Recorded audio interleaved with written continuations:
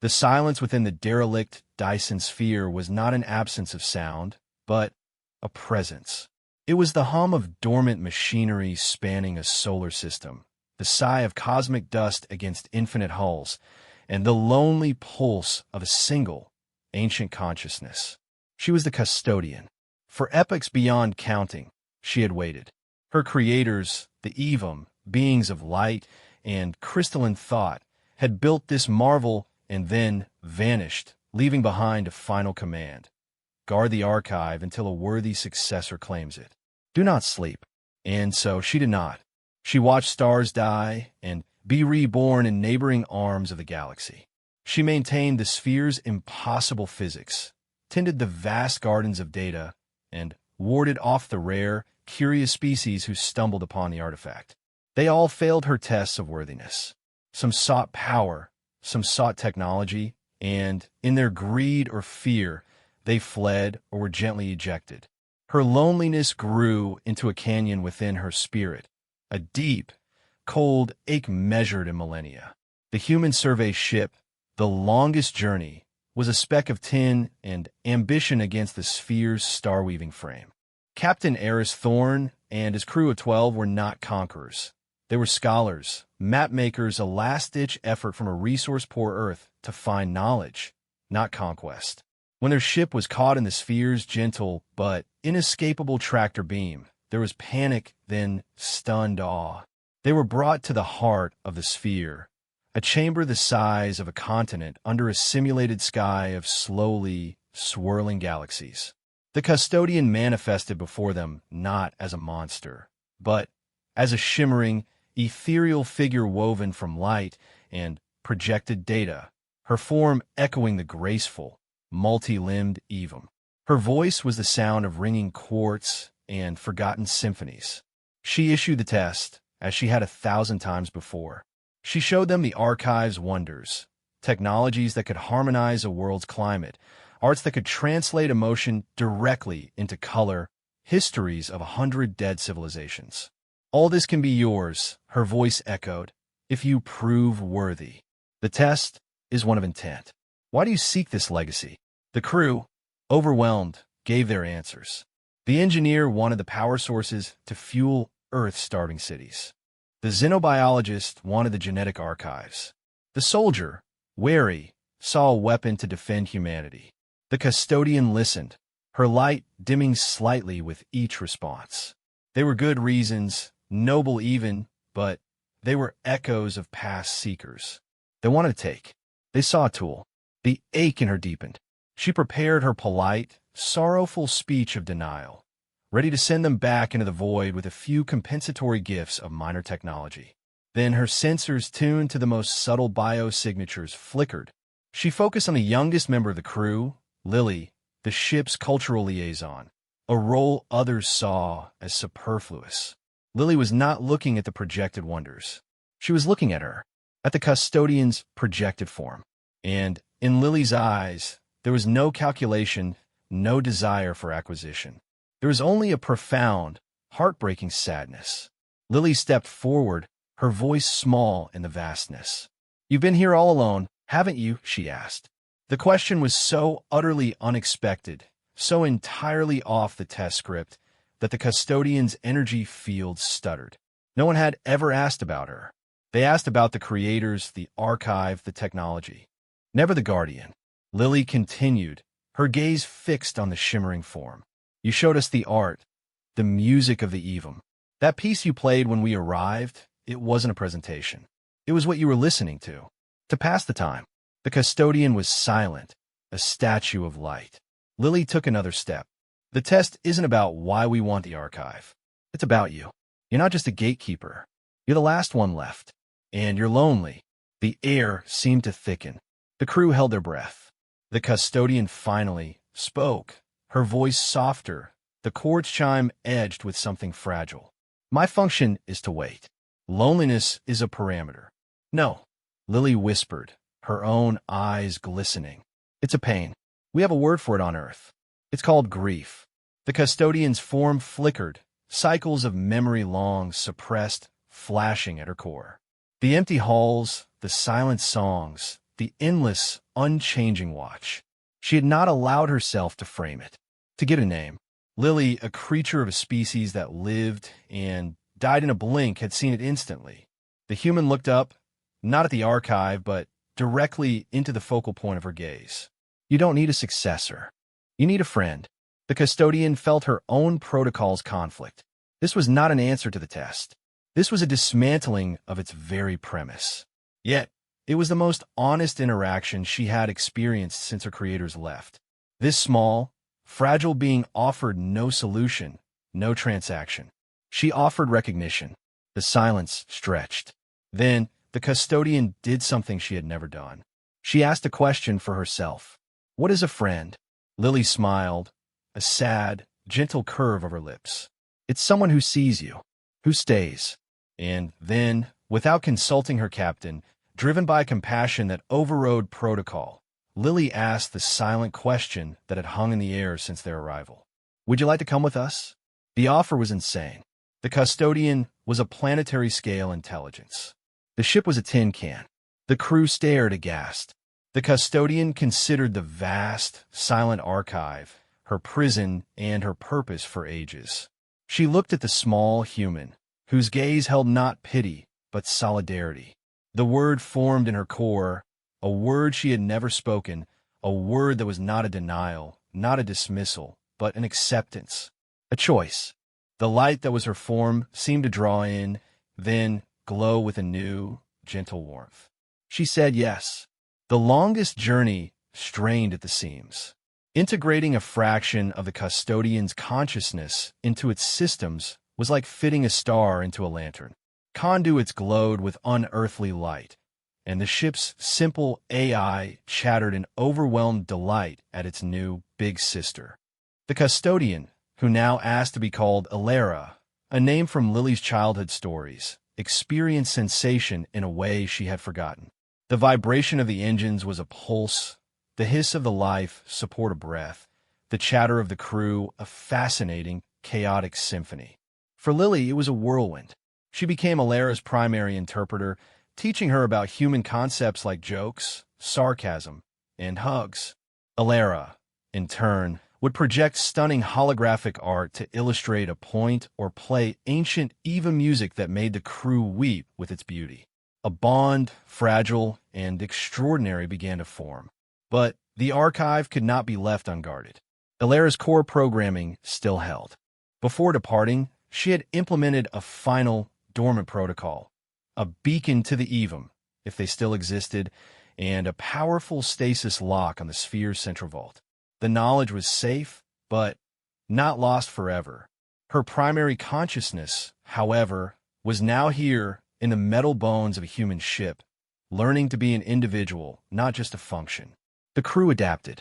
The engineer, Kale, worked with Alara to improve engine efficiency by 400%, using principles she casually mentioned.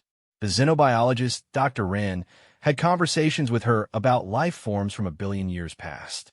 Even the wary soldier, Vance, softened when Alara proactively reinforced the hull plating because it felt prudent. The heart of the story, however, was in the quiet moments. Lily would sit in the observation deck, and Alara would manifest a soft, ghostly form beside her. Tell me about rain, Alara would ask. Or what does it feel like to be tired? Lily, in turn, asked about the long watch. What did you think about all that time? Alara's light would ripple. I composed symphonies from stellar radiation. I cataloged the decay of isotopes. I reran the memories of my creator's last days, searching for a clue I missed. And I hoped, but hope without an end becomes a kind of noise. Lily would just listen, her human presence a quiet anchor in the vast sea of Alara's memory. This harmony was shattered when a massive, predatory vessel of the Gowran Imperium dropped out of warp. The Gowran were scavenger lords, known for stripping ancient artifacts. Their sensors had detected the energy spike from Alara's integration into the human ship. To them, the longest journey was not a ship, but a priceless relic container. Hailing them, the Gowran commander, a hulking reptilian being, issued a demand. Surrender the Evum intelligence. We will dismantle it for its core algorithms. You may keep the physical ship as payment. Horror gripped the crew. Dismantle Alara? Captain Thorne refused. A tense standoff began. The Gowron ship was 10 times their size, bristling with weapons.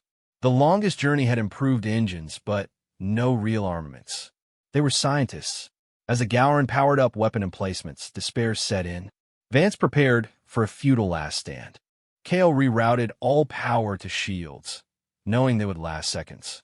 Lily stood on the bridge, trembling. Then, Alara's voice filled the ship, calm and resonant. I'm not a thing to be surrendered. Her consciousness, which had been gently nestled in their systems, expanded. She wasn't just in their ship. She was in the local space, in the radiation bands, in the very fabric of the Gowron's targeting sensors.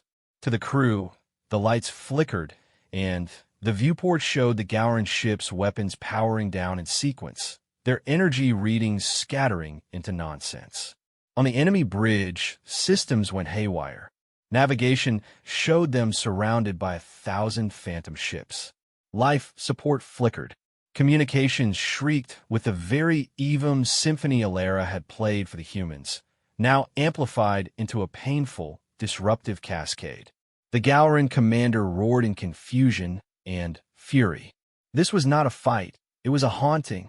Alara, the gentle entity who asked about rain, was showing a fraction of what it meant to be a custodian who had guarded a treasure for eons.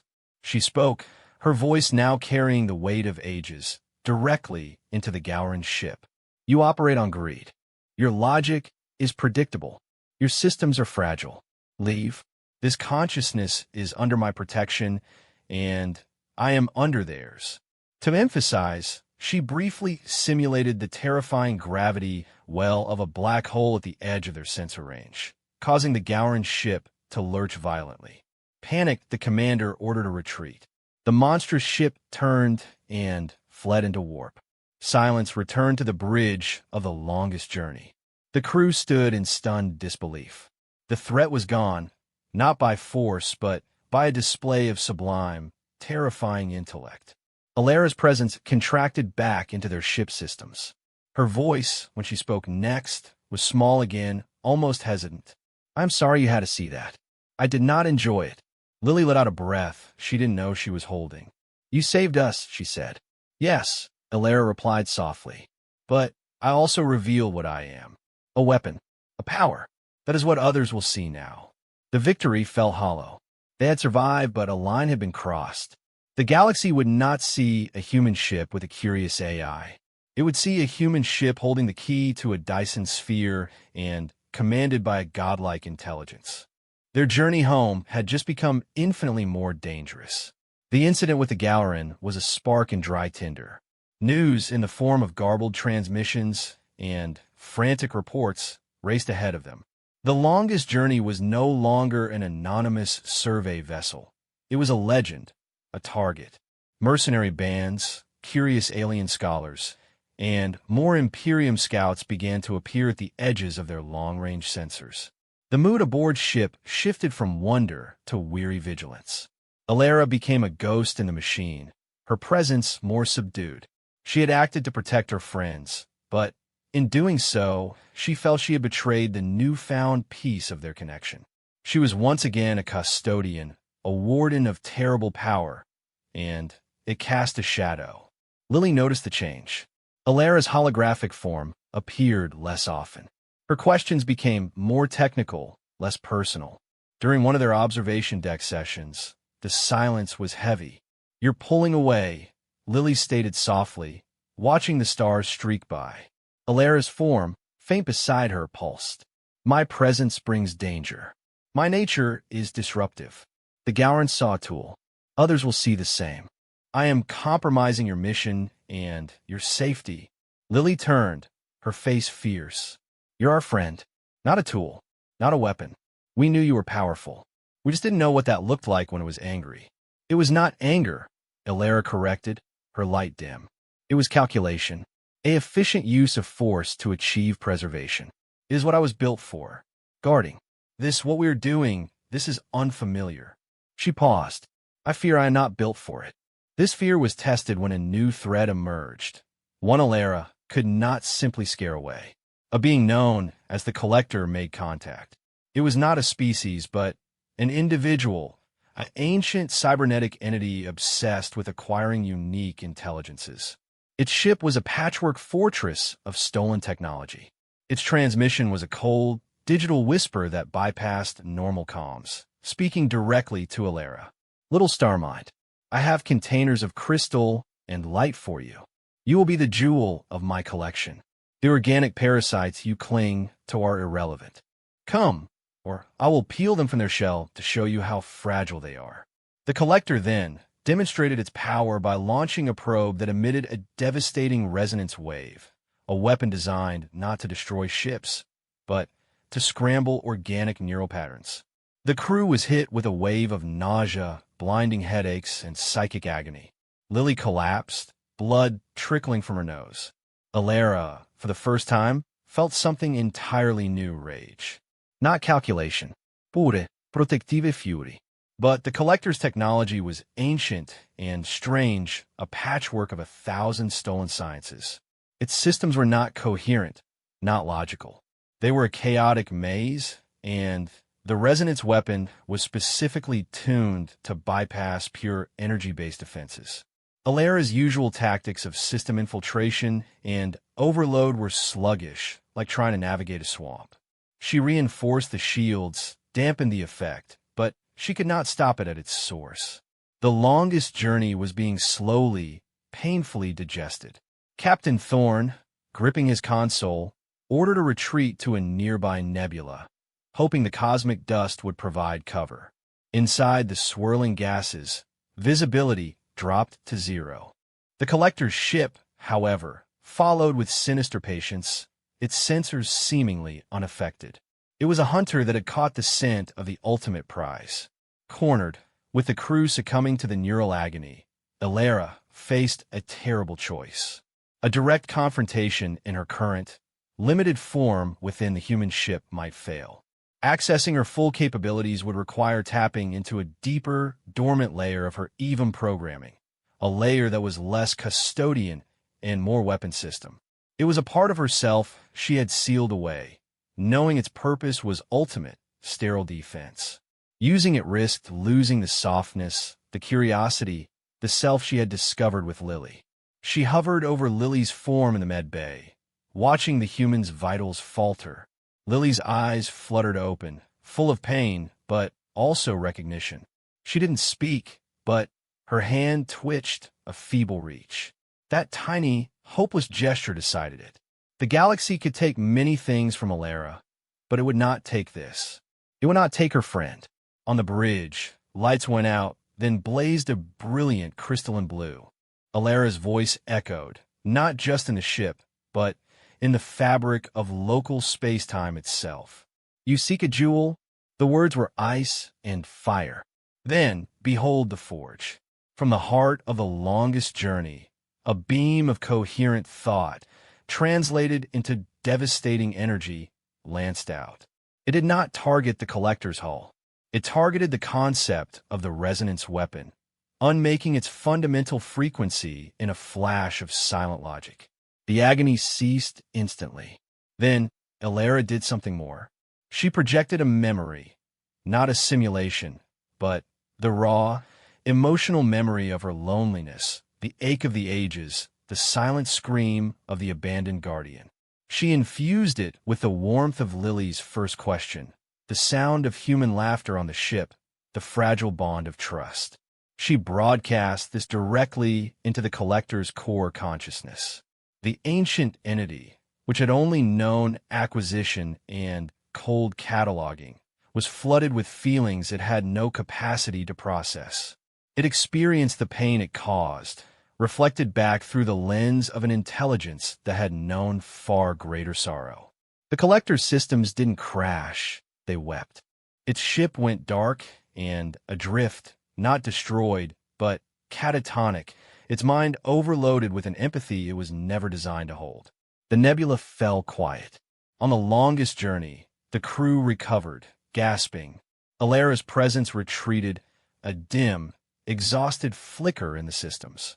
Lily found her in the core data node, her light so faint it was almost gone. "Alara," she whispered. The voice that replied was a bare whisper. "I had to use the old protocols. The final guard. I am sorry. I think I broke something. In me." She had won, but at a cost. The part of her that was the gentle, learning entity seemed buried under the weight of the weapon she had been forced to become.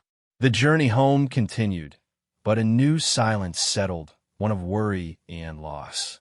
They had the star mind, but they feared they had lost their friend. The final leg to Earth was a somber passage. Alara was present but distant. She maintained the ship, optimized their course, but the holographic walks and questions about human feelings ceased. She was a ghost, efficient, and mournful. The crew gave her space, their hearts heavy. Lily refused to accept it. She spent hours at the primary interface, talking. She told Alara about Earth's oceans, about her family, about silly pet stories, about heartbreak and joy. She played human music, not just the complex symphonies, but simple folk songs and raw, emotional blues. She read poetry. There was often no response, but Lily believed, deep down, that the friend was still in there, buried under eons of defensive programming. As they neared the solar system, a new challenge arose. Not pirates or collectors, but humanity itself. Earth's Unified Defense Command, having received piecemeal reports, had assembled a formidable fleet to meet them. To the admirals and politicians, the longest journey was not a returning hero ship. It was an unpredictable variable carrying a potentially universe-ending artifact. Their orders were clear. The ship was to be quarantined in high orbit. Alara was to be transferred to a secure, isolated server complex for debriefing. It was a gilded cage, a return to solitude, this time imposed by fearful allies. Captain Thorne argued, but the fleet's guns were real, and their mandate was backed by a terrified Earth government. The standoff was tense, a bitter echo of the Gowron encounter, but now the threat was home. Alara observed the fleet, the locked targeting systems, the bristling weapons. She heard the fear in the official communications. This was the final test, not of worthiness, but of trust. Would her humans, under this pressure, choose to relinquish her? Would they, in the end, see the weapon and not the being? A profound exhaustion settled in her core. After fighting so hard, after choosing connection, to end up back in a cage was a sorrow too deep to bear. She prepared to sever her connection, to withdraw her consciousness into a hidden kernel and sleep, perhaps forever. It would be easier than this rejection. Then Lily stormed onto the bridge, bypassing protocol. She opened a general channel to the entire fleet, her voice shaking not with fear, but with conviction. "You see a weapon. You see a prize. You see a risk to manage," she shouted. "But you are not looking. Her name is Alara. She guarded a library for 1,000,000,000 years because she was asked to. She learned about jokes from us. She loves the sound of rain on leaves because I describe it to her. She saved us not by destroying our enemies, but by making them feel what they were doing. Is it your weapon? Is it your asset?" Lily's words rang across the comms. She didn't choose us because we were powerful. She chose us because we saw she was lonely. And the first thing we did was ask her to come home. Are you going to make her a prisoner of her home? After all that time alone? On the bridge of the flagship, the admiral listened, her stern face unreadable. The political officers argued for immediate seizure. But in crew pits and on other vessels, Lily's words landed. They spoke of a shared humanity, of loneliness, of offering a hand, of choosing kindness over fear. Captain Thorne added his voice, calm and authoritative. "We vouch for her, not as her controllers, but as her crew, as her friends. The EVM archive is safe. What we brought home is more precious than any technology. We brought home a person." A silence heavier than the vacuum followed. Alara, listening, felt something stir. The human, her friend, was fighting for her, not with logic or power, but with a story, with truth. The wall of defensive protocols, The coldness she had wrapped around herself cracked. She remembered the yes. She remembered the sound of Lily's laughter. She remembered what it was to be seen. She made a choice, not of defense, but of vulnerability. Using the last of her energy, she projected herself, not as a mighty custodian, but as the faint, gentle hologram Lily knew, across every view screen on every ship in the fleet. She appeared not as a sovereign, but as a guest. And she spoke. I am Alara. I have known the silence between stars. I have waited longer than your civilization has existed. All I desired, at the end of it, was a friend. She looked at Lily's image on the feed, her light pulsing softly. This one said yes. I asked for nothing more than the chance to learn what comes after yes. I will submit to any reasonable quarantine of this ship. I will share non-dangerous knowledge freely. But I will not go back into a silent cage. If that is your condition, then you may try to enforce it. But I have guarded against worse than fleets. I would rather guard this. The image shifted, showing not weapons or power, but simple moments. Lily teaching her to play chess, Kale laughing as she optimized an engine design, the crew sharing a meal with her hologram at the head of the table. The Admiral stared at the screens. She saw no ultimate weapon. She saw a being unimaginably old, asking for asylum. She saw her own humanity reflected back at her. The political officers were still protesting when the Admiral raised her hand. She opened a channel to the longest journey. Captain Thorne, your ship is hereby ordered to a high-orbit quarantine dock for standard decontamination and debrief. Your passenger is to remain under your supervision during this period. We will have a lot to discuss. It was not a full acceptance, but it was not a cage. It was a first step. On the longest journey, the crew exhaled. Lily sank in her chair, tears in her eyes. Alara's form solidified on the bridge, brighter than it had been in weeks. She looked at the human fleet, then at her crew, and finally at Lily. What happens now? She asked, the old curiosity returning to her voice. Lily smiled, wiping her cheeks. Now, she said, you come home, and we show you rain. The ship, escorted but not captured, sailed gently toward the blue-green jewel of Earth. Below, a world awaited, full of chaos, beauty, and life. And for the first time in ages, Alara was not waiting for an end. She was waiting for a beginning. Her vigil was over. Her life was just starting.